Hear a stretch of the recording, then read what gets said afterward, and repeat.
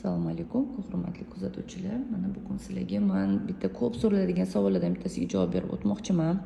Juda ham ko'pchilikda tushunmovchilik bo'ladi. Mana matkanning ichida kelishadi, ertasi rokda homila yo'q. Voy, menda testda chiqyapti-ku, endi homilador emasmanmi deb tushkunligi tushadi, siqilishadi. Siqilishga voqli hali, chunki homila hali urug'lanib yo'lda bo'lgan bo'lishi mumkin. Yo ba'zida kichkina hali joylashgan ham transabdominalli, ya'ni qorin ustidan bunaqa dachik bilan ko'ringanda ko'rinmasligi mumkin.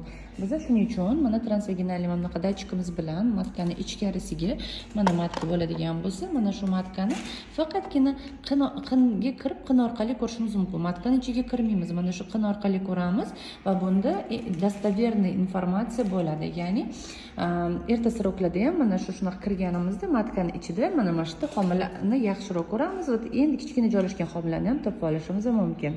Shuning uchun hech qanaqa oldindan o'ylab topilgan afsonalarga ishonmasdan bemalol mana hozirgi bu tekshiruvga ishonib bemalol transvaginalniy ko'rinishlar mumkin.